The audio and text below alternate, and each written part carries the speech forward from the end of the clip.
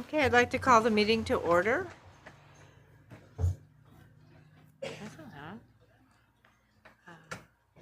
Carrie, would you like to do the roll call? We've got people still coming in. Commissioner Cade, Here. Commissioner Johnson, Here. Commissioner Kelly, Here. Commissioner Oakes, Here. Commissioner Ertley, Here? Commissioner Schreiber,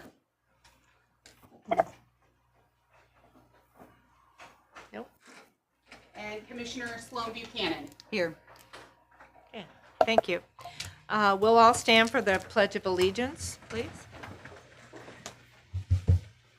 I pledge allegiance to the flag of of the United States of America America, and to the republic for which it stands, one nation, under God, under God, indivisible, indivisible. liberty and justice for all. Okay. The next item would be public and employee comments. Do we have any, Carrie?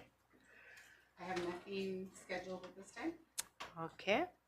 The next item would be the local 3438 report.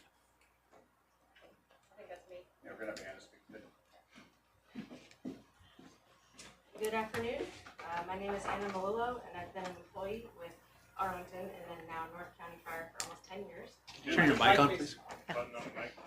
Push the button.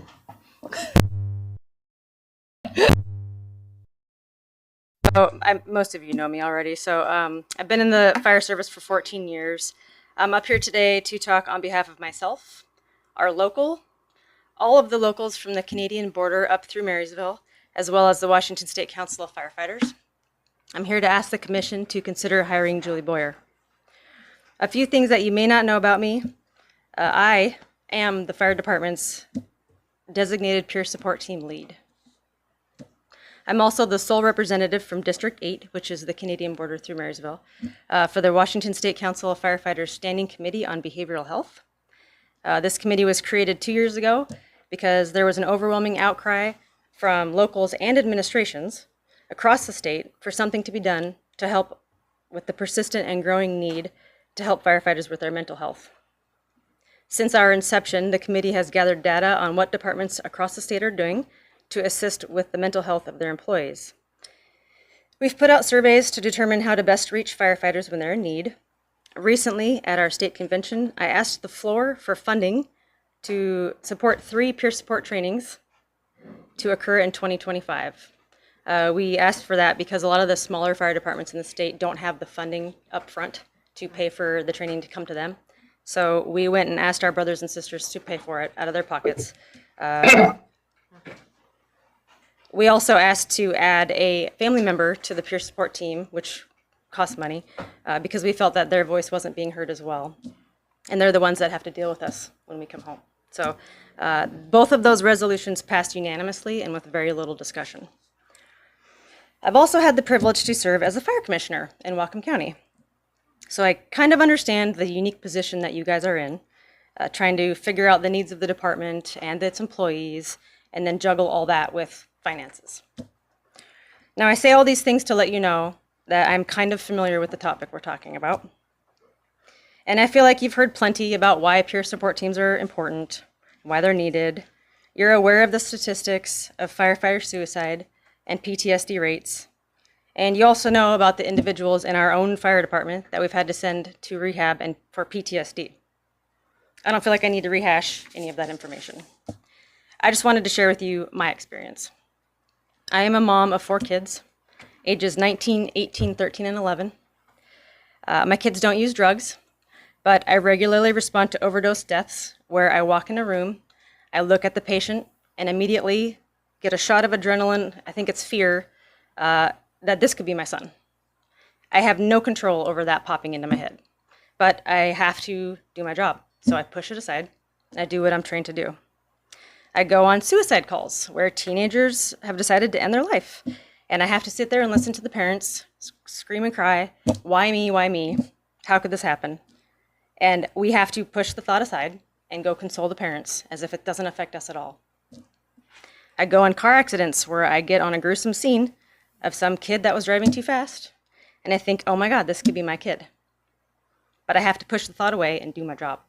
Some of you are familiar with that. So you need to understand that this is everyone that works here. And like my coworkers, I have very limited understanding or training on how to cope with those thoughts.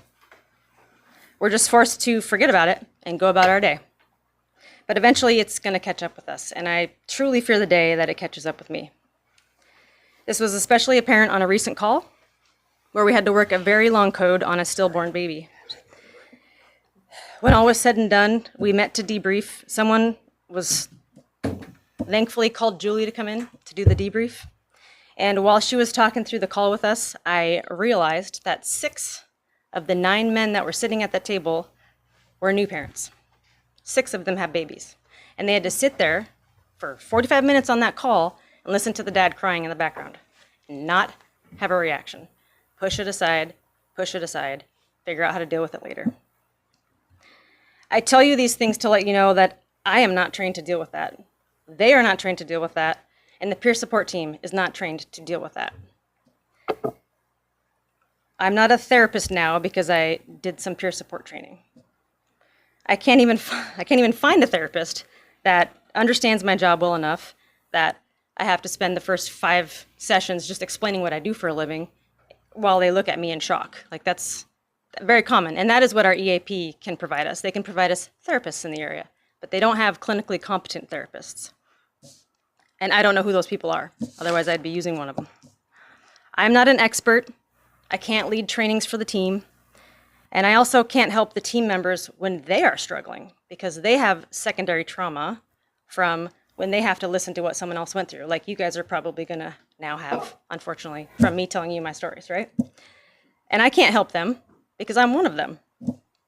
So how am I supposed to help the helpers as the team lead, as the expert? I have no training on that. And our job as peer support is to be the eyes in the field. We're supposed to notice when someone's struggling or be there for them when they come to us. But that's it. That's what we're trained to do. We're like the middleman. Come to me and I can lead you on. But where am I going to lead these people? I don't have anyone to lead them to. This is why we need Julie.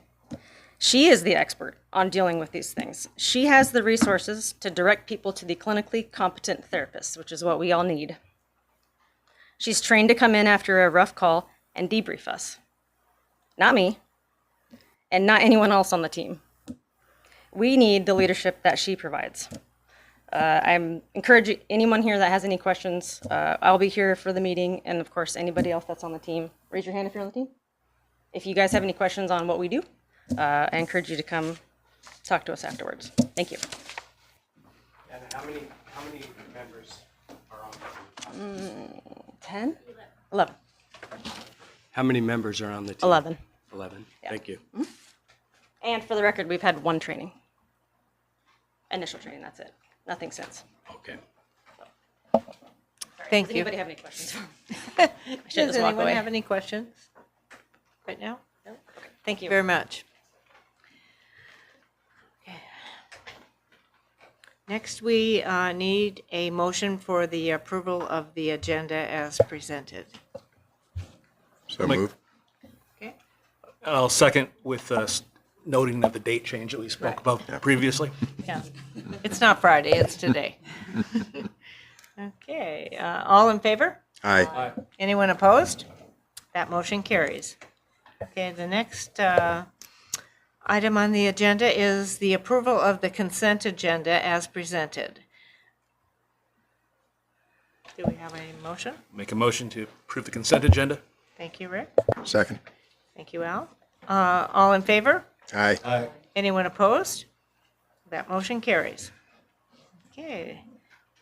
Moving along to unfinished business, we have Julie Boyer from Pacific Northwest Support Services is going to speak to us tonight.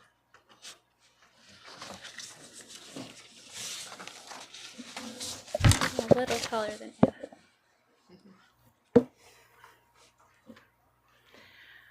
Oftentimes when I speak from the heart and I just speak and have a conversation.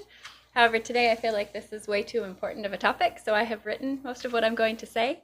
So some of it I will be speaking, some of it I will be reading, but this is not the time to wing it, and it's not the time to have a simple conversation. So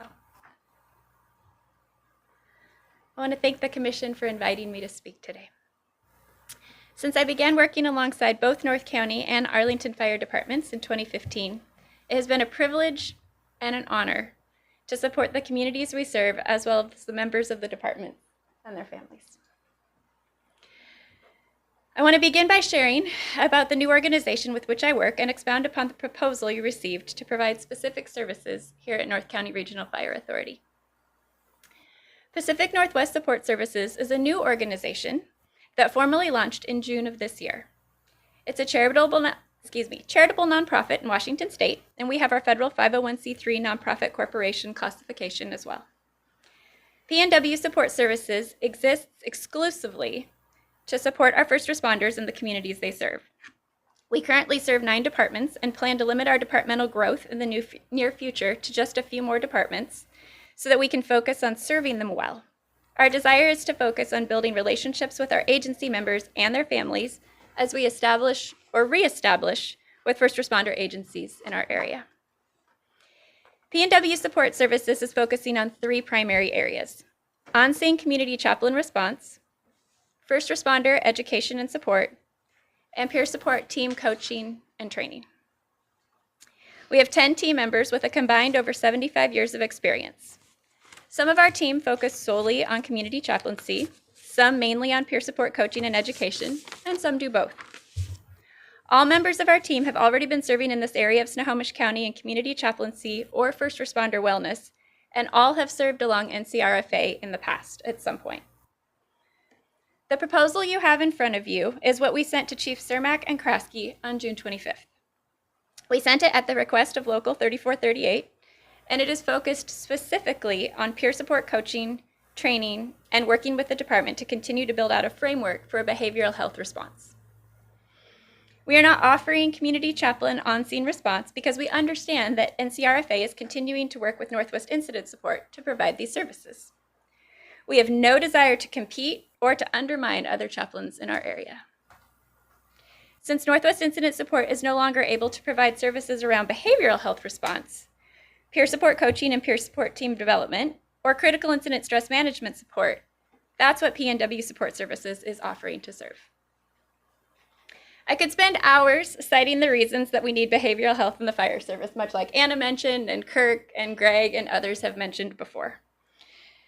The challenges of shift work, the stressors on family, the physical effects of lack of sleep, and the toll trauma takes on the body.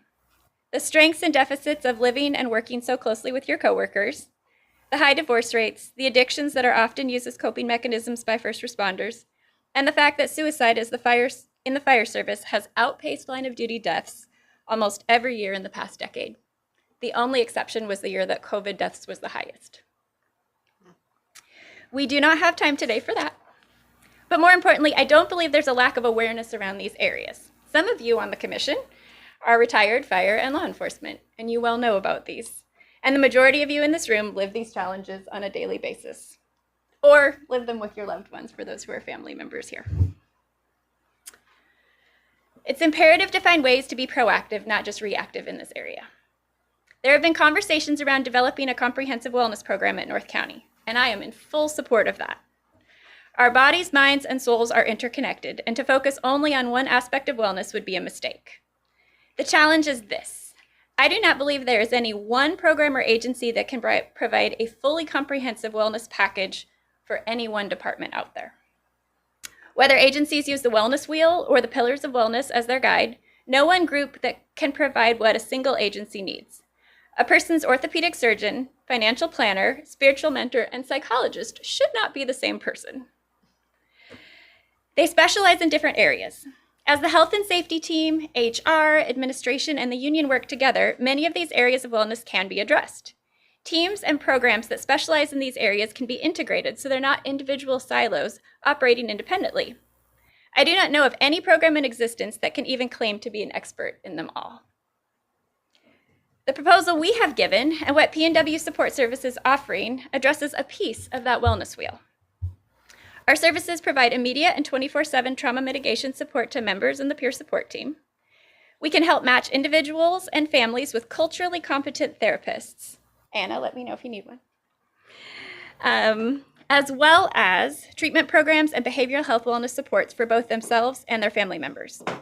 We can support the trained peer team members as they grow in their roles, because as Anna mentioned, most of them have only had foundational training, as the peer support team was only formed about 1.5 years ago, and then, 2 years ago, and then 1.5 years ago, we were able to sponsor their first training for them to receive their initial peer support certification for the state. We can support them as they grow in their roles and provide or coach them in their training, as well as through interactions with their peers. They are the first line of defense, but they are also still full-time firefighters balancing multiple roles. We cannot expect them to handle the behavioral health response of our department.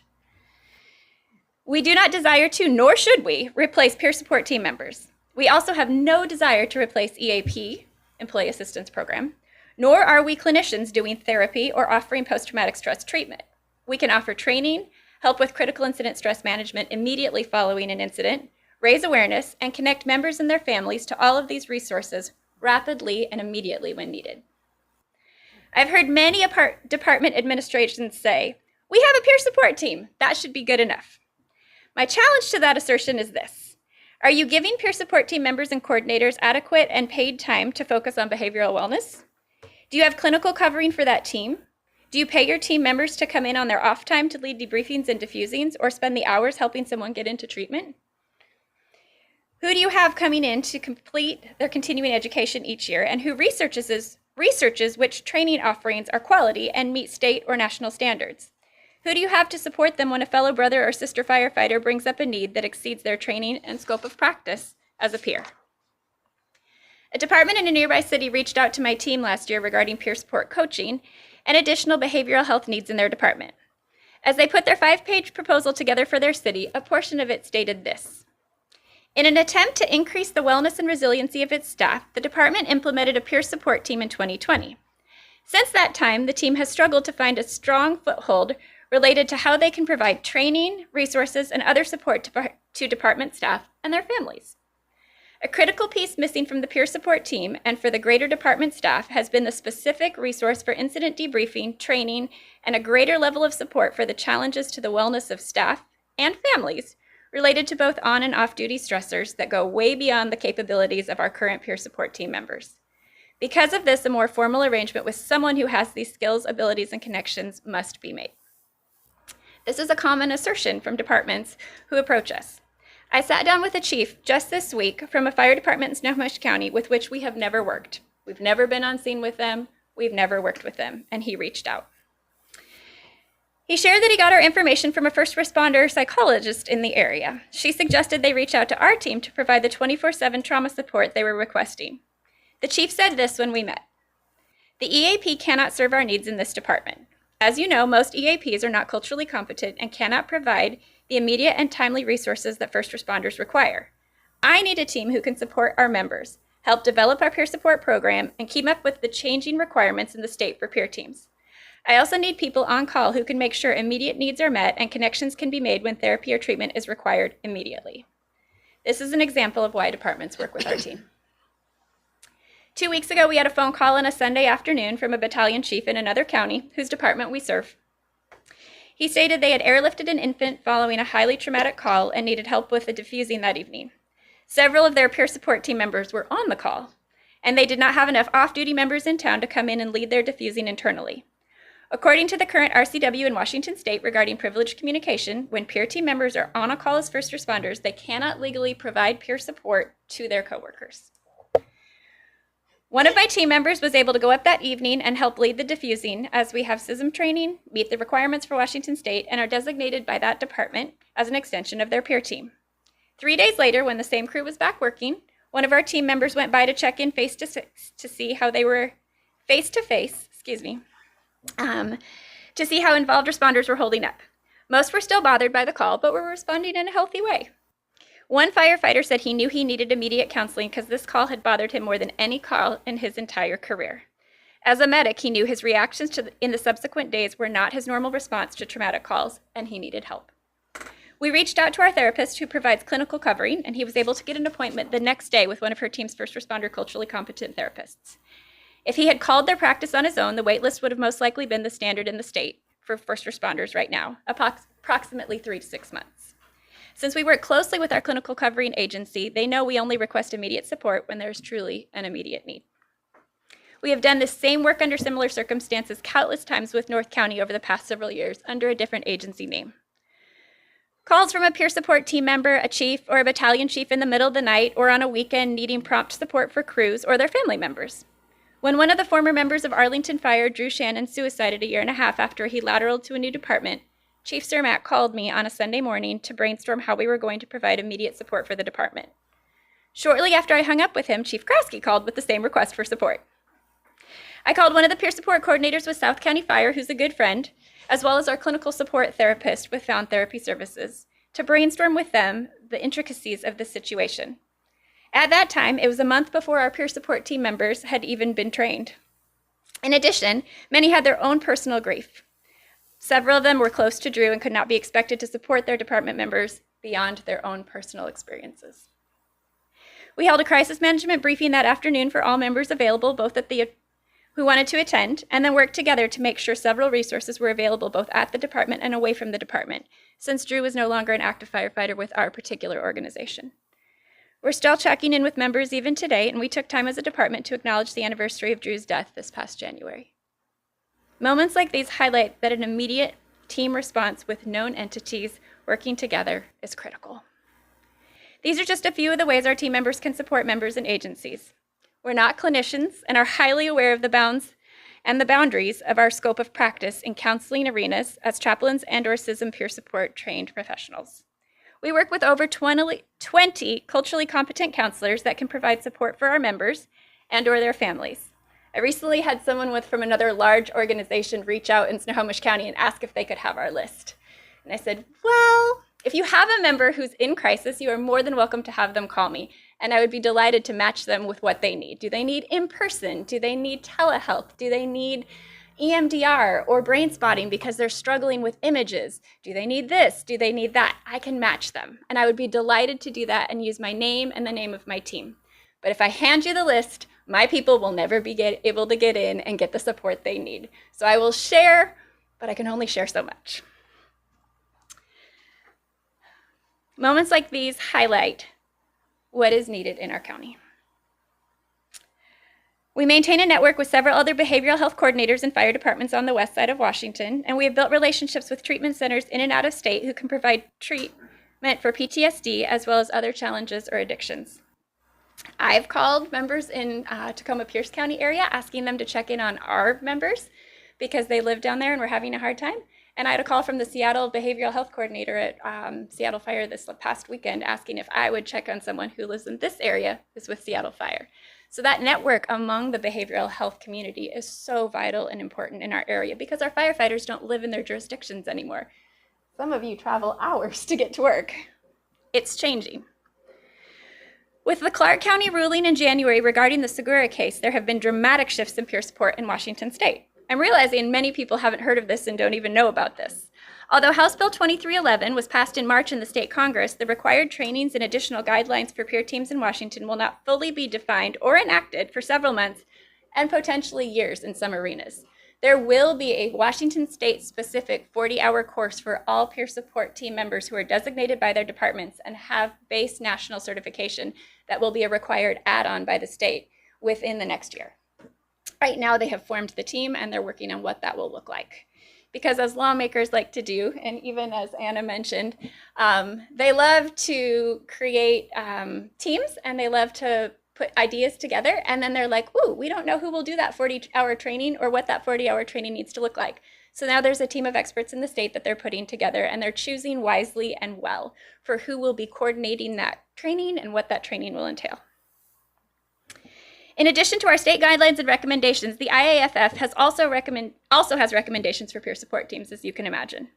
One of their assertions is this: peer support teams should not function without the oversight from a trained and licensed mental health clinician. My team, Pacific Northwest Support Services, contracts with Found Therapy Services to provide this clinical oversight for our team. It also extends to peer support teams of departments who have letters of understanding with our nonprofit. Most departments we serve cannot find a quality, culturally competent clinician and or afford to have one on retainer for their peer team. Last I knew, and it might have changed, South County Fire was paying between $25,000 and $35,000 to have their clinician on retainer. And she also has her practice and works as an FBI psychologist. So she's not available 24/7, but she's fantastic and is able to be there when she can. But that's a large amount of money.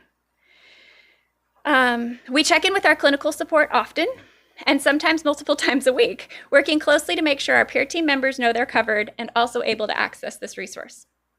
Our desire is to make sure our departments are covered legally and help remove the liability if something were to happen and they did not have adequate covering or supports in place. While employee assistance programs often say they can provide critical incident stress management or trauma support, most of these resources are accessed through 9-to-5 call centers and cannot be on site for a few days. Even when psychologists or those teams arrived, most are not culturally competent for first responders, and they cannot build long-term relationships with department members because they're brought in to do their job and then they leave. It's not a bad model or an improper model, but it doesn't fill the needs of first responders. I was actually recently at a school district supporting them. There was a traumatic death of a student, and I was invited in to work specifically with their staff members. School districts often have team members in place for their students, but not for their staff. And the head of HR for this particular district, which is quite a large district, further south in our county, said, he goes, "We maybe need to think about what we need to do in the future, because usually we call EAP and it takes them a week to get here, and then they wander around the building and none of my teachers will talk to them because they don't know them." He goes, "I just feel like it's not good enough for our staff." And that's a school district, which we know have a lot of mental health resources overall. We're talking about a highly specific area of first responder wellness, and EAPs are not typically equipped for this. And even if they are, they can't get their services here quick enough. Our desire is to make sure our departments, like I mentioned, are covered legally. North County experienced a traumatic call recently, and I was made aware of it by another fire department we serve.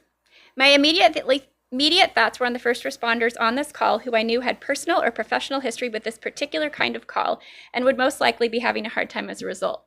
I also knew about a traumatic call that happened further down that street about 6 months ago, and I thought, ooh, two of those members who were on, or two of the responders who were on that call were also on that other call further down the street, and I bet it is reminding them of that same call. So I'm not sure if they're affected by this one, but I know they were affected by the one before, and I have a feeling that's going to pop again for them. This is the kind of knowledge that can't be replaced by a contracted EAP. In addition, for many calls, the diffusing within the first 24 to 48 hours can be highly effective in keeping some of the traumatic images and hard parts of the call from quote-unquote locking in the first responder brain. One of the psychologists who trained me years ago in the area of peer support and critical incident stress management said, if you can catch a crew before their first full sleep, you can often dramatically reduce some of their trauma responses.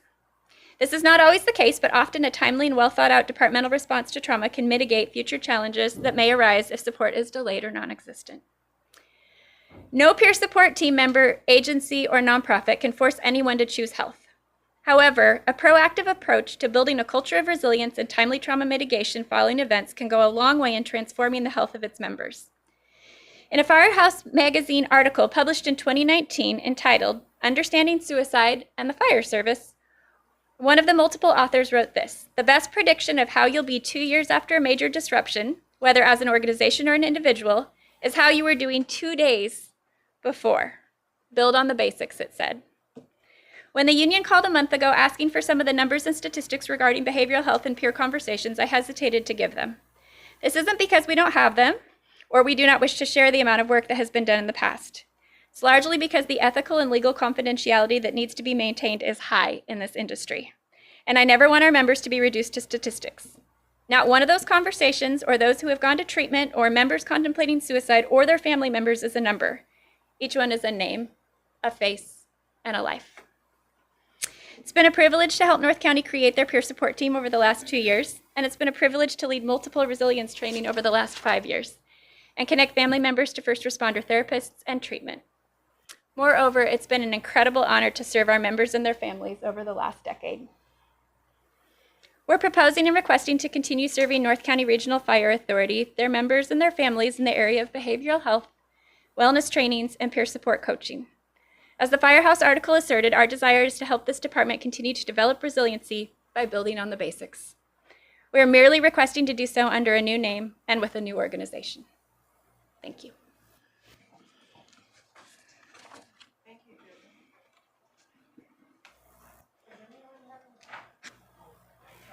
Sorry.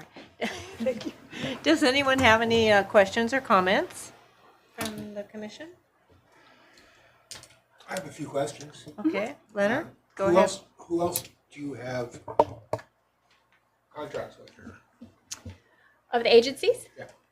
we have formal contracts with Linden Police Department, Mount Vernon Police Department, Mount Vernon Fire Department, Camino Island Fire and Rescue, Darrington Fire Department, Oso Fire Department, Getchell Fire Department. I'm not doing their district numbers, excuse me, but we all know. We will have the formal piece finalized with Tulalip Bay Fire and Rescue soon. We also contract with Arlington Police Department. We have mutual aid agreements with Snohomish County Sheriff's Office, North Precinct, and Stanwood Police Department, and also a mutual aid agreement with Tulalip Police Department. And then we have 3 other departments who are asking us to bring them on. I think we'll only take one of the new ones, waiting to see, because we don't want to get a mile wide and an inch deep. We want to be able to do well what we do. So I think I got them all. Isn't Stanwood Police the same as the county sheriff? Just It a is, but it's contract. still a little bit of a separate entity, but yes. So the mutual aid agreement extends beyond. You named some fire departments. Anything close to our size? Mount Vernon Fire Department is larger. It's not the same size as North County. Tulalip Bay Fire is growing, but still not the same size. So North County would be our largest department, which is part of the reason we're also holding off with other departments. We've told 2 very large departments no, not in this season, to wait at least a year, because we'd need to expand team members to be able to cover. We provide community chaplain response for just over half of our departments, and the rest of our departments are solely the peer support coaching and the behavioral health and wellness framework piece that we work with. So, How long have you been working with Stanwood? we've been working, well, I guess it depends on, our brand new department has been only working with Stanwood since we started, technically. But with the extension from the Snohomish County Sheriff's Office, we've been working them for the last several years. So when did you start? So You said your brand new department, when you started. When did you start? our brand new agency, like I mentioned, started in June Oh, this year. of this year. Yeah. So in the past, I've been working under the umbrella of a different organization. So Less than a month. Okay. I think Rick had a question. Are you done, or do you have more? Go ahead, Rick. Okay. Now. So a question on, you referenced the 9 other agencies that you're working with, and you mentioned a letter of understanding, and then is that correct, that there's a letter of understanding document that you have with those agencies? correct, except for, Okay. like I mentioned, Tulalip Bay Fire has not formally Which you're- signed which theirs you're yet. working But on, yes, right. yes. And then in ours, it's more of a contract. I'm just curious, is this the exact same thing? It's the with exact same those? thing, So, yeah. It's contract, letter of understanding, memorandum of understanding, yes, correct. all the It's- same yes, document with all the various agencies? then? Correct. Okay. Yes. And then I was curious too, this is probably more in the detail-oriented question, but down toward the bottom, with the things that NCRFA would be providing, it includes like identification, badges, and so how would that work? Are you like switching badges 10 different times as you go to 10 different agencies, or how does that work? Great question. Most agencies choose that I do that. So oftentimes I will change the patch on my jacket, especially if I'm on scene. We also have our own agency patches and have our own pieces. That is specifically for if we're on scene. For instance, there was an infant death recently that involved 5 different agencies, 2 police agencies and 3 fire agencies. And we work with all but one of those agencies, and we were asked to come in on scene. They already had community chaplains response for that particular call, and they were covering the family, but they wanted someone on scene to be able to support multiple departments, and they wanted to have someone who was neutral and worked with several of the departments. And so for that particular one, I went on scene. And I went representing only our agency and then supported those others. And we just did some talk throughs after we left and just made plans to make sure that no one was going to slip through the cracks because it was in a vacation time, and reminded them to take care of themselves. So nothing, it wasn't a full diffusing, it wasn't a full debriefing, it was short. But when we come in on a 911 call, then we ask our departments to cover that specific insurance, and we've done that for years. We have liability insurance for every single thing, but when we are dispatched and asked to come on a 911 call, then we ask for that to be under our agencies, whichever agency requested us. So Thank you. does that answer your question? I think so. Thank you. Okay. Any other comments? Did you, okay. I had Al, go another ahead. question or two. You have about 10 people on the staff there. How many of them would be working specifically with North County in our peer support? In the behavioral health peer Yeah. support arena, we have 6 who are trained. There would probably be 3 to 4 primarily who worked with North County. Okay, and I didn't see a CV or resume on your qualifications or their qualifications. And we can provide those in the future if you want. Okay, and what professional organizations are you active in? International Critical Incident Stress Foundation, First Responder Support Network. I'm one of their staff members when they host the West Coast Post-Trauma Retreat here in Washington State, and am also authorized to go to several other states if they need to for their sites. I work with the Seattle Fire Training Ground and CJTC, the Criminal Justice Training Center, when they host their chaplain academies, and then also work when some of their behavioral health committees have happened. I've been a part of those, as well as representatives from our police departments and fire departments. Trying to think of what else. There are more. I would have to refer back to my You said police. Are you involved with the International Conference of Police Chaplains, or? I have been. It's a little bit different in our area right now. There's some changeover and some turnover with the Washington State and the Northwest piece. So I haven't been as active over the last few years, but in the past, yes. It was interesting, they were meeting in Pittsburgh the same week that President Trump was shot. I heard about that from a colleague. It was quite the time to have some overlapping pieces. Okay. And what certification do you have for training as a trainer? Yes. Which agencies? So several from International Critical Incident Stress Foundation, and then some others from pieces like with compassion fatigue training, with ACEs training. I worked with Everett Public Schools, working with family per capita in the nation. So several of my trauma training started there when I was working with police and fire in that area. So I have some from the South that don't necessarily transfer to Washington State, but some of that background. And then several other endorsements along the way from week-long or month-long training blocks. So it's not uncommon to have a chaplain who ends up specializing in the trauma mitigation area with critical incident stress management, to end up leading pieces of departmental trainings. Pat Ellis does it with Snohomish Regional Fire and Rescue. Charlie Skoma does it with part of the wellness department at Seattle PD. One of the chaplains down in Tacoma, working specifically with Tacoma Fire Res. He is one of their primary chaplains and then works with their behavioral health response as well and leads trainings. So several people know of him and became aware of him with the Call We Carry, the documentary that Tacoma Fire did. So some of that comes from my chaplain side, some of that comes from independent trauma mitigation training. Okay. Go ahead. Do you have another one, Al? Yeah, but I'll defer to. Okay. So how many paid employees do you have? We currently have one paid employee, me, and then as we move into forming our new organization, the goal is to have several part-time paid employees and actually contract employees Ideally, some of the contracted employees would come from our peer support teams that we've helped develop over the years, who are becoming more and more passionate about what they're doing and the additional certifications that they're gaining, so they could help work with other departments, just like South County Fire has been doing a lot, supporting other departments, and Seattle Fire has been doing a lot. That would be part of the additional piece that we would love to offer in our areas. And we also have, we don't lead all of our trainings. We have the clinicians with which we work come in. We were able to get a grant to host one of the foundational trainings for National Peer Support Certification.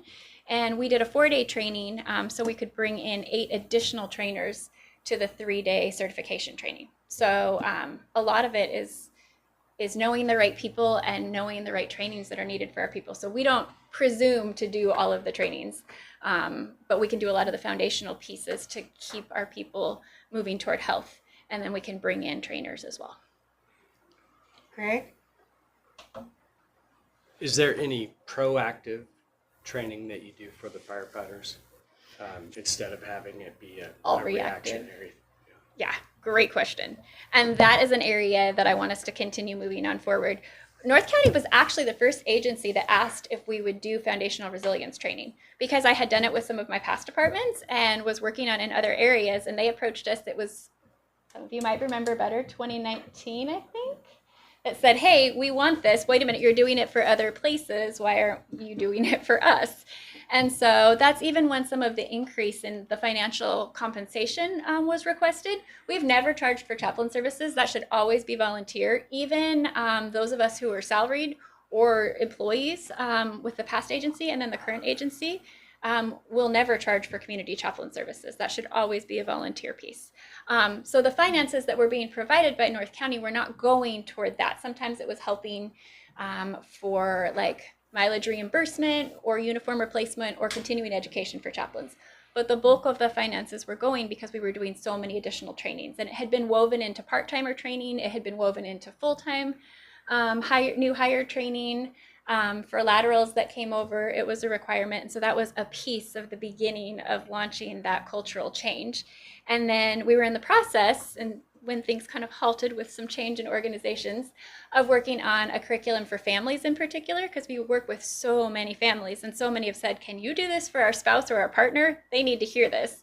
Other departments with which we network have been talking about doing things for teenagers of first responders, that they've been starting to develop trainings on that. I would love to bring someone in to help support us with that. And then just additional trainings focused specifically on areas that affect mental and behavioral health and wellness so much, like sleep and nutrition, and all those pieces that are physical wellness but affect so much of our brains. So the goal is to continue to expand those out and lay a framework so that the culture continues to transform and be proactive instead of reactive. Now, your business is based out of Lake Stevens, is that correct? It's based out of Arlington. Arlington, okay. And the people that are listed on your officers in your corporation there, are they some of the same ones that would be responding out here? They are. They're our founding board. We are adding board members. We have had, it's been a huge honor. We've had over 20 people offer to be on our board, but we want to be very wise about who we bring on our board, and we want to be very focused on the first responder world. Not everybody on the board should be a first responder because they know their craft, and we want to make sure that we have people that have varied abilities. But our founding board, yes, has 3 members who will specifically continue to support, and eventually they will roll off as we establish our permanent board. Great question. And our board will be between 5 and 7. Our founding board was 3 because that's the requirement for the state. But our permanent board, hopefully by the end of the year, will be 5 to 7. Thank you. Absolutely. Did you have any other questions, Al? No. No? Anyone else? Holly? Rick? No? Okay, well, thank you very much. Thank you. Thank you for having me. Very and informative. I appreciate Inviting that me to you took your time to come and explain everything to us. That was very good. Absolutely. It's an honor. Thank you. And I would like, after listening to everything that Julie has said, I would like to have Allison come forward and explain a few concerns that might be related to how to make this happen liability wise, and you explained a lot, Julie, but could you kind of clarify a few things for us, Allison? Sure.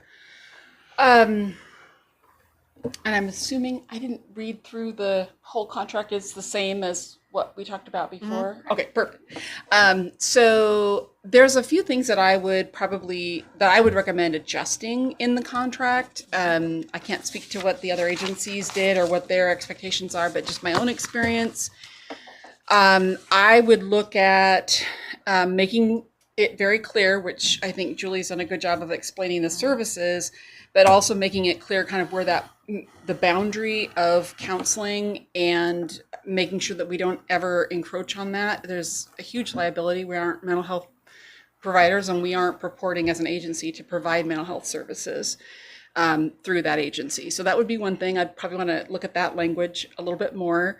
I'm not at all clear that our liability insurer would actually cover a volunteer that was volunteering for another agency but showing up at our site. The way that our contract is written now with our liability insurance provider, it doesn't appear that that is the case. Now, it's possible we could change that, but I'd want to make sure that somebody's covering them, both for their own sake, as the volunteer showing up if they were to get hurt, but also if. So that would be really important. I mean, people are entering scenes that are difficult.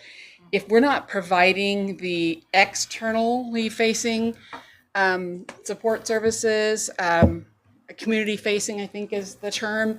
If we're not providing that through the Pacific Northwest support services, maybe that's less of a concern, but they would still be coming on site, as I understand it. So would want to look at that. And then I think also some of the things like the patches and all of those kind of things, just being clear about who they work for and who they're associated with. So those are some of the things I'd want to look at it in more detail. Liability insurance, I was glad to hear that they have that, and just make sure that we are very clear on what we're responsible for liability wise and what they are. So I definitely think, as I shared my thoughts in the last meeting, I definitely think it's doable to negotiate that, but that would just be things that I would want to kind of hammer out, make sure that we're really comfortable. I'm really comfortable. And then the last piece I would say is from the contract standpoint, just making sure that our attorney reviewed it and felt comfortable as well. One piece that was asked in the last meeting was whether or not we had to do an RFP for this. And I think the short answer is, from speaking with our attorney, is no, probably not for this, for a short contract. Now, if we wanted to do either broader services or something for longer term, that, we might need to look at that. But for right now, for a short contract, say through the end of the year, that doesn't appear to be something that we would go afoul of the, public laws. So from that standpoint, I don't have any concerns. Thank you. Yeah, you're welcome. So does anyone have any questions for Allison? Of course. Al, go ahead.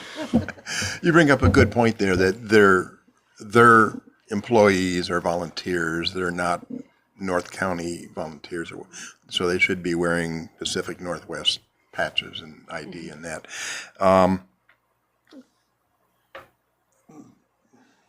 That was one point. The other point was, if I can think of it again, as you were talking. Well, I have a question. Yeah, You want to we'll talk let you- about that? Okay. The dots could. So you mentioned our last meeting, and I was the one that brought up the point of whether we needed to go out for an RFP. And I'm feeling a little blindsided here today, because when we left that last meeting, the commission here decided we wanted to know what the other counties did. And that information was supposed to go out and get gleaned and reported back to us. Mm-hmm. It was also discussed that we would find out from the union what the union actually wants, because we have to negotiate. Mm-hmm. And besides the RFP, So we had all these things that we lined out in our last meeting that we were going to go do, and I don't see any of that happening today. I got something else totally different. So are we still going to get that information? I mean, I think we can. I think this was just an opportunity to hear directly from Julie Yeah. what they provide and, you know, the legalities of it and liability and that. So we can certainly move forward with what you're asking for. Yeah, I mean, because It's that was part of the process. that was what we decided as a commission in our last meeting, and I don't see any of that happening. So Madam Chair, Yet. yet, okay. but I think we have that. I mean, Julie just stated that it was 9, 7, I don't remember the total, that they are Commissioners, supporting. we're getting a request from technical, if we could speak into our mics rather than across. Sorry, since I'm looking down. Thank you. That from what Julie shared is they're supporting a lot of the other agencies. So it's not out, you know, it's them. And then when you talk about from the union, we've been hearing that from Greg Coons almost every meeting, their support. Yeah, but it still needs to be negotiated. What are we doing? Aren't we negotiating? Or if you're going to implement something like this, it needs to be negotiated with the union. They came forward and said exactly what they wanted. Well, yeah, but it still needs to be in, you know, a letter of understanding, you know, in a binding contract. So we Right. need to have them write us, prepare Oh, something? while we're in the process of negotiations, but just to cover them and us, something of this nature needs to be in the collective bargaining agreement. The contract is open right now. I'm sorry, Greg, what was that? The contract is open right now in Yes. negotiations. So this should be part of it. Yeah, We can do that. okay. Can we do that? You're on the, Yeah, so the short answer to that is yes, that can certainly be part of the contract going forward.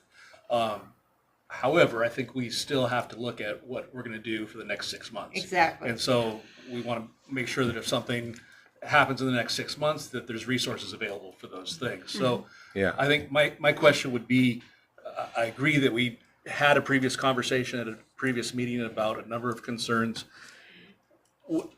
Would it be reasonable to, so this is the second meeting in July, at the first meeting in August, would it be reasonable to have answers to those questions? Like, what are the boundaries? Here's a proposal for the boundaries that you just described. Have a letter from our insurance cover that in fact covers these contract employees, not employees, but contractors. Address the need or not the need to go to the scene. All these things we just talked about. I won't read them all here, but all the questions we just discussed. Is it reasonable to have those answers in the first meeting in August? I think so. One piece that is a little bit difficult to get, and if the state of Washington is listening, I sure hope that this could be let's get it going. And that is, there are some outstanding questions that I have asked of the state of Washington around, are these people covered under workers' comp? They can be. And so who does it? How does the reporting work and so forth? Because we've never set it up, to my knowledge, where their hours can be reported. So I would want to make sure that we were doing those things as well. Does that have to be done at the beginning? No, but I absolutely think, we had this conversation the last time. And my recommendation was, let's see if we can't move forward on the short term along these lines while still ensuring that we move forward on a longer term agreement around wellness and well-being. I do want to speak a little bit to Commissioner Kelly's comment. So we had the benefit of our attorney today because we had negotiations. And so I specifically asked about this as I wanted to make sure that if we were moving forward in any area that we did it with our eyes wide open. And from what I can glean from that, and I'm not an attorney, so this is not legal advice, but parroting what I think I heard, is that it would make sense now if we have that actual provision of the contract open right now. So that's Article 44 that talks about a wellness program, including mental health and physical. So it would make sense for us to have an MOU or something that says, yep, we're going to work on a wellness well-being under that article, knowing that the commission is agreeing to this through the end of the year or what have you, but that the expectation would be by the end of the year, we really need a full plan in place of what are we going to do. So we're trying to kind of bridge all the questions of, well, we're in contract negotiations. We need to have an agreement with the union. How do we manage all of that while also trying to get something in place that is meeting the interests and needs of the employees? Because I think I said at the last meeting, there's not one person who isn't concerned about this. It's now a matter of how do we navigate in the short run and the long run. So that would be my recommendation, is we really continue on those parallel paths, with the only difference being, instead of me being tasked with coming up with contract negotiations on just resiliency training, that if you gave me the go forth, then I could work with Julie to negotiate a broader agreement, and then also request of the union that we have some sort of an MOU that says, yeah, we're not setting a precedence here, and the commission, we really want to have a full program that includes this, but includes other things as well. So that would be my thought, is you expand the direction to me slightly from what was before, and I could certainly do that. So I like that. Do we have more comments? Al? Thank you for the break there. Yeah. We have our internal peer support group. We have our chaplaincy program in place. We have 2 peer employee assistance programs that are paid for. And we have this very narrow void, I think, that we need some training in the short term here in the next 6 months or whatever. And, Julie has a lot to offer there, but what we're looking for is a pretty narrow gap that we need to fill.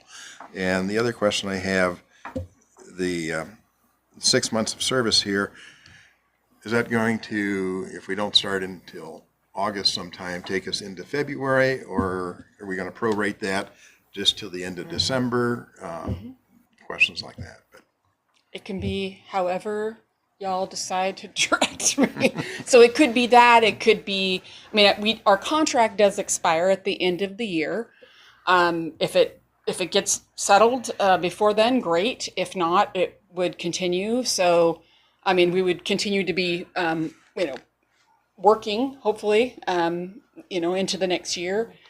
So I think there's a lot of ways it can go. The key really is you giving me the direction to, how long of a period do you want it to go? And then, what do you want it to be after that, and during the contract negotiations? What work do you want us to do as a condition of agreeing to this on the short run? So you tell me that, and I'm happy to negotiate whatever you want. Are you done? Yeah. Greg has one too. well, Okay, go I ahead. just Sure. think at the end of the year or at the end of the 6 months, then we need to look at it. Exactly. And have some reporting back and I would what say we're yes. doing on it, and then go from there. Go ahead, sir. Greg? Thank you. Could we ask Julie, maybe for, I think maybe there was a question on experience or education or kind of a bio sheet, maybe attached or sent to us along with this? That would be fantastic. Yes. Thank you.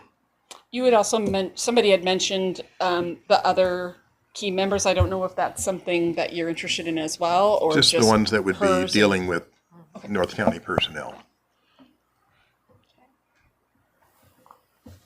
Anyone else? So, where are we? New business. New business. Would we want to entertain having Julie continue for the 6 months or the end of the year or whatever while we work on this, or what? Well, that would be up with Allison to negotiate with Exactly. her, come So- up with something that we can run through the attorney. So get do we approved, and- get the documentation or whatever we need, and then go over that and bring it back? Does that sound agreeable, or? He just I've raised got- his hand. Oh, I'm sorry, Rick. Nope. So I think I've sort of distilled this down to the key points that I hear everybody asking. So if you would entertain that, I'd sort of break it down to 5, 6 key points that I think we're asking for, and that would we could look at our next meeting and then have a clear path going forward, perhaps. So what I see is the key points are, 1, a proposed MOU to have signed with the union that addresses that we're looking at this, but we're also looking at the broader program. 2, that there would be some address of the concerns with boundaries between peer support and mental health professional treatment. 3, that there be an insurance coordination between the insurance that they have and the insurance that we have, with specific dollar amounts that each would cover. And a letter of confirmation from our insurance agents that this is acceptable to them. 4, the address with legal and with insurance, whether this would be on scene or not on scene. Many times this work could happen shortly after the scene concludes, but not on scene at one of our stations. 5, we asked at the last meeting what the other big agencies in the county are doing. So that would be just a report from the other large agencies, what they're doing. I know South County was mentioned. I know Surfer has a program. So let's get some background on that, just for information. And then finally, point number 6, the whole package is reviewed by legal. If we could have that, I think we're ready to make a decision. On point 3, you talked about the insurance. Would that include just seeing if I can run down the workers' comp? I mean, we can always we'll figure that out later if I don't get the answer. But I just want to make sure that if we have anyone who is responding on a voluntary basis, that they're afforded that if it's available to them. So. So I don't have all the answers, but just notes I was jotting down as we were all talking. But I think that would be a piece of it, the workers' comp piece, the letter from our insurance agent, and then some sort of documentation of their insurance, and then a coordination of the dollar amounts, so we know exactly what the limits of all those policies are. And would you be opposed if in that contract we had some some way to calculate additional services if we chose to do them during this 6-month period? For example, if she's doing resilience training, but we decide, you know what, we would really like this to be, first responder family resilience training too. And so if there's a way to carve it out, are you opposed to me putting in, if we do other things, it's our choice, but it would be X amount? Or I don't know if we would, but I just want to make sure I know the full capacity that I could put in there. Greg?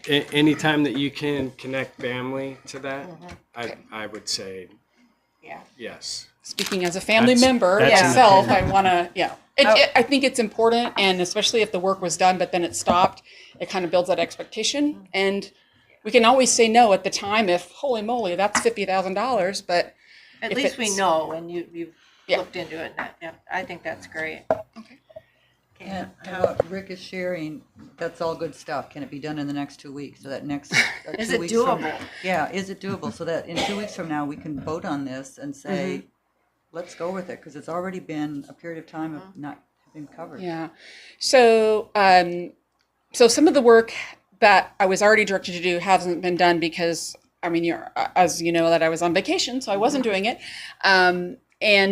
So some of it needs to get going. I think I can do the contract part from my end, and assuming that Julie's available, I'm sure that we can sit down and hammer some stuff out with a lot of Starbucks. But the part about reaching an MOU with the union, I mean, that's going to be up to them. I don't think we can. I'm pretty sure we can't tell them to enter into an agreement. So that would be the good faith part on their part to say, do they want to come forward so that we can get this part done, but with the understanding that, they'll do their part too. So I don't think that we would have a problem with the union agreeing. And I think the ask is for a proposed MOU, so it may not be ratified, but we have something to at least talk about. Okay. anything else? Do we have a plan? I think so. Hopefully Carrie took really good notes because I have no pen right now. So But we've got a recording, so we can watch it. Okay. All right. Thank you. I think we're good. No other comments or questions? Okay. Thank you, Allison, and You're welcome. good luck. Good help. Okay. Well, new business is next, and we have nothing scheduled. So we'll move on. Chief's report. Dave? Thank you. Chief Cermak is on vacation, so I'll give the report today.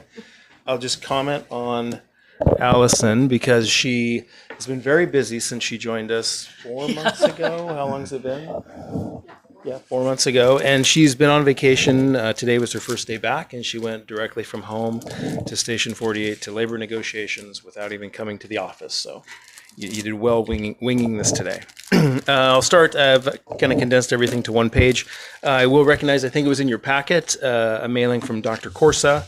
The American Heart Association has recognized us with the Mission Lifeline Silver Award for Excellence in Stroke and Heart Attack Care. He goes on to say, since this is our first year that we applied for the program, silver was the highest level that we can attain, but next year he believes that we can, with some work, we'll get the gold award. So that was in your packet. Some more things that Allison and Carrie are working on. Monday, we are onboarding 10 new part-time employees, and I'm going to recognize Gabe. Are you still hiding back there? Come out here a little further. Gabe Bonacisi, firefighter, paramedic for us. Gabe oversees the onboarding of the part-time employees and does a fantastic job. So thank you very much. This is the time of year where we are really busy with community events, and I'm just going to list some of these just for perspective, but the large car shows in both Arlington and Stanwood, 4th of July events and parades in Arlington and Stanwood, the three-day Arlington Street Fair a few weeks ago, which was the largest ever Stillaguamish Tribal Wellness event. We participated today with a booth. The Stanwood Fair and Parade upcoming, National Night Out in Stanwood and Arlington here in a few weeks. And then wrapping up, I think our last public event will be the Sky Fest and Arlington Airport Appreciation Day. So it's a really busy time of the year for staff, and we try and interface with the public as much as we can. I'll recognize Chief Goforth because he plays a large part in all of these events with the fire prevention piece. So this is the time of year, there's a lot going on. Allison mentioned labor negotiations. We continue to make progress with labor negotiations. We met today. So that I felt really good leaving today's meeting. I think we all left with stuff to do and stuff to work on, but I was pleased with the meeting today. The mediation discussions continue with Fire District 21. Chief Eastman from South County Fire has agreed to be the mediator. He's worked with Commissioner Cade and Commissioner Ertley, and I believe the tentative date is Tuesday, August 13th for all parties to meet. And I've coordinated a room at conference room, a little breakout room of Cascade Valley Hospital to use. So Chief Eastman asked for a neutral site, so we're going to use Cascade Valley Hospital. We were awarded a $10,000 grant from the Washington State Department of Natural Resources to purchase wildland personal protective equipment. So that was nice. We just got that a few weeks ago. And moving into wildland, we are currently consecutively on our second and third wildland mobilization of the year. We have 3 members down in Central Oregon working on the Falls Fire, which is a really large fire outside of Burns, Oregon. And just last night, about 10 o'clock, we deployed 2 members to what's called the Black Canyon Fire over outside of Yakima. So we currently have 5 members deployed. We won't deploy anymore with the exception of possibly Keith. Raise your hand there, Keith. Keith Johnson is a strike team leader trainee, and he needs to get a deployment to get work on getting his book signed off as a strike team leader. So if you can pop a fire, we'll send you. There's a shortage of strike team leaders in the Northwest region, so they're in demand, and so if we can train more of them, that would be wonderful. We continue to recruit for the open assistant chief of EMS position. It closes today, I think, Allison. Today at 11:59 p.m. Closes today, so we'll see those applications tomorrow. Work continues at Station 96. We're behind schedule, but we are making progress. We recently wrapped up all the stations, some gym equipment upgrades at all the fire stations, totaling about $15,000. And this was funded through a partnership with the Washington State Department of Labor and Industries. The program is called FIRE, Firefighter Injury and Illness Reduction. And if participation in this program reduces our Washington L&I rates. And so we have an MOU with the union that 50% of the savings from this program will be used towards fitness and wellness. So this year, working with Randy, we saved about $15,000. We saved about $30,000. So we put half of that towards fitness equipment that has just been distributed out to the different stations. So that's tremendous. We have 3 new members. Is Connor still here, hiding back there? One of them, so Connor Bertie is one of our new firefighter paramedics, as well as Drew Norville and Cameron Pfeiffer. They were in the last academy class that graduated in mid-May. They have now been signed off by the Washington State Department of Health, and they are licensed paramedics in the state of Washington. So congratulations, Connor. So they are all now working with another ALS partner. I mentioned Allison just coming back from vacation. It is vacation season. John, Randy, Allison was back today. Our community resource paramedic, Matt Hickman. They are all currently on vacation, and Teresa will be out next week on vacation. So it's that time of the year. I would like to recognize Carrie and Teresa for their keen awareness. This was a really big deal. We had a financial hack that almost happened the other day. So there was we were moving through a payment for processing, and it had been approved by staff to pay. And Carrie looked at it and wasn't completely comfortable with it, and asked Teresa to look at it. And Teresa wasn't completely comfortable. Anyway, they went through the process, ended up reaching out to the vendor, and the vendor said, no, that is not us. And it would have been a $200,000 loss that we would have not gotten back. So it was a job well done by Carrie and Teresa. And in closing, I'll just say that our call volume has been high. And I expect that to increase. I'm actually surprised that we're not seeing more brush fires locally. And I think that's probably going to start happening in the next week or so. And we're going to start seeing red flag warnings posted locally. So it's that time of the year with community events and the weather and things where things are going to be busy. So appreciate all of the staff's work and happy to answer any questions. I have one for him. Yeah. So you mentioned the L&I rebate program. Is that the retro program? Nope. It's a program called FIRE. It's only about 3 years old. And if we agree to participate in the program, there's steps we have to do, things we have to do internally. And by doing those, it reduces our rates. And some of it's on labor side, some of it's on management side, and So we get a similar reduction. to the old retro program. It's actually not, because the retro rating program includes some shared risk, and this is not one of those. This is really more focused on our own actions and ways to be proactive in addressing key things like carcinogen exposures and whatever those things are. So it's a little different than a retroactive program. And it requires. So we do the paperwork. We don't hire an outside agency to do the paperwork to get that. Okay. Yeah, it's all internal. And it involves an annual site visit, which we just had about 2 months ago. We had a site visit for about half the day. Awesome. Yeah. The reason I bring it up, the reason I asked is years ago under the retro program, which I'm quite familiar with, been a few years, there was an organization called the BIAW, which provided services to do the paperwork so companies could get their money back. They were the Building Institute of Association of Washington. They didn't build squat. They were a group of attorneys that got together that did the paperwork, charged 20%, made millions of dollars, then turn around and use that money they made off the retro program to sponsor anti-worker legislation, sponsor legislation that was against workers for health and ergonomics and all of that. They did get in trouble. So when you said that, huge concern to me, if we're paying someone else to do it, are they taking the money and doing the wrong thing or the right thing with it? Yeah. Okay. And to be clear, I mean, I know, because I work for an organization that used BIAW, so I'm very familiar with what they do. All we're doing is changing the workers' comp code from comp code 1 to comp code 2. When L&I see the workers' comp hours coming in every month, X number of hours, they're just billing us at that rate, and then we get this savings back, and that's the part that we're getting. So we still manage all the claims, all of that. So awesome. You bet. Yeah. Okay. Most of this program, most of the fire program falls on Battalion Chief Kuntz as training and safety. Okay. Any other questions? I have a question for Chief Kraske, if you can hear me. Yes, go ahead, Commissioner Johnson. Okay. I want to ask go back to the mediation meeting you have scheduled with Chief Eastman regarding the debt owed by Fire District 21. How did this come about? I mean, we are, unless I'm misinformed, we're in the middle of legal pursuit on this. And did Fire District 21 ask for this or say that they'll agree to whatever decision Chief Eastman says? I mean, is it like binding on them? Or because I'm perplexed why we would bring another person in on this who doesn't have legal standing as a judge, and I'm wondering why you expect a different outcome.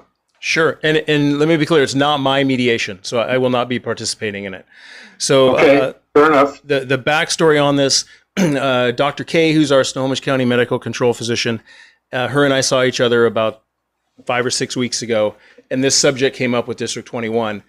And she's like, I do not want to see this happen. And she asked the question, I've heard rumor that North County is going to just discontinue at the stroke of midnight. You're going to discontinue service to 21.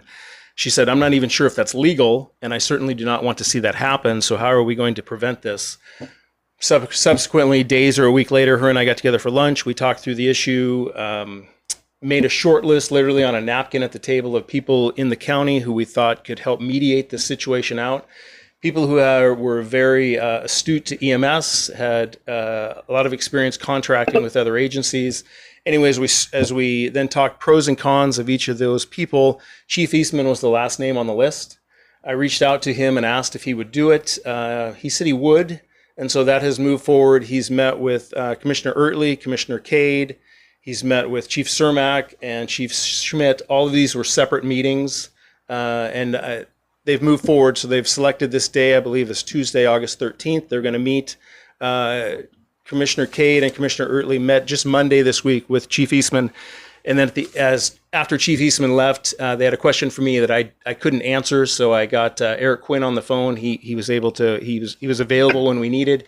He answered some questions, and Eric, I don't want to put words in your mouth, Commissioner Cade or Commissioner Ertley, but Attorney Quinn said that he was well aware of what is going on, and the legal proceedings had been postponed, I believe, in some conversations with Chief Cermak, and we're going to see how this conversation takes place next month.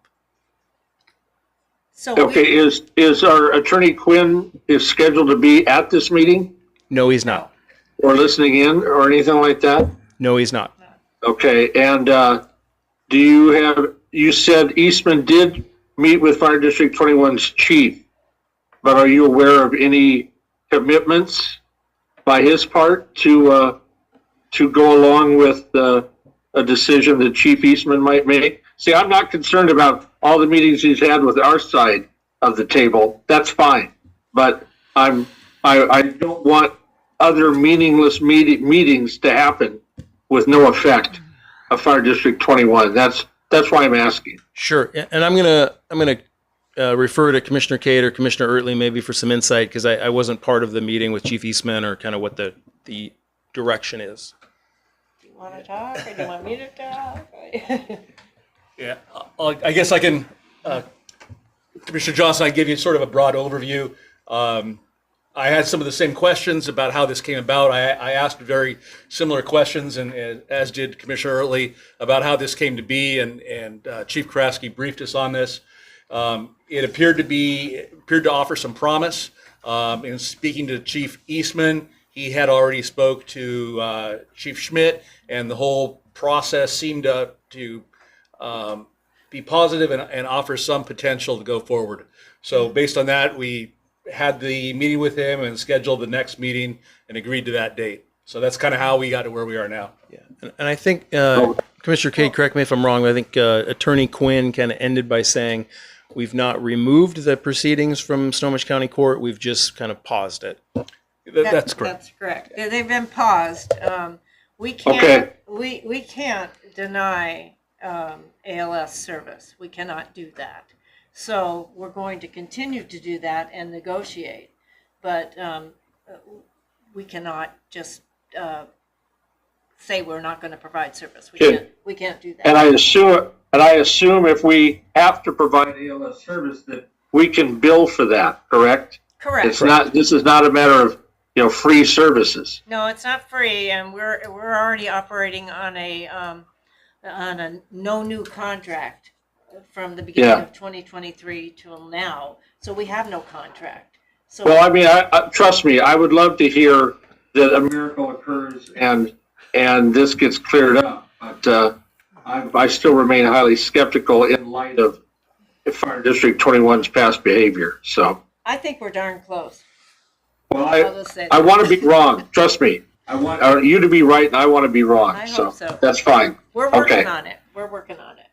So Okay. it's good that everybody on both sides is agreeable to working on it and coming out with what's best for our community. And, it's always boils down to money. And so we just need to get that sorted out. But I think actually we're pretty darn close. So we'll leave it at that. Thank you. Thank you. Any other questions? Okay. Okay, board discussion. Do we have any commissioner comments? You guys are all done? Okay. All right, good of the order. I have a comment quickly. Go for it, Rob. Well, I just want to say the other night, my wife had a reaction to some medication she took and thought that she might be having a heart attack. Oh, no. And it was pretty freaky, but we dialed 911 and North County came forward with their usual professionalism and immediate response and got her down to Providence, got it all settled and squared away. And no, she didn't have a heart attack. And so just thank you very much for their professional response and expertise. I was very proud of them, watching them show up and do their work with my wife. Thank you. I'm glad she's doing okay. Yeah, thank you. Good of the order. Who is Yeah. going to speak to that? I am. Okay. Okay, just to let you know that Al and I have been visiting various fire stations over the last probably 2-3 months and have gone to 99, 97, 48, and 46 and have done all 3 shifts. And of course, our comment to them was, please share your concerns. So we have a long list of concerns. I say a long list. It's not super long, but there's a list of concerns. And I just want to let the other commissioners know that I'm putting this together. We'll present it to all of us. And then we can look at these and say, okay, what or any of these issues can we deal with and what can we do with them? So just to give you a heads up. Thank you. Good job. Okay. Well, did we do the award? Yes. You handled that, right? Okay, that's the same. Okay. I don't think there's any other business. Do we have a motion to adjourn? I'll make a motion to adjourn. Thank you, Greg. Second. Okay. All in favor? Aye. Anyone opposed? We're adjourned.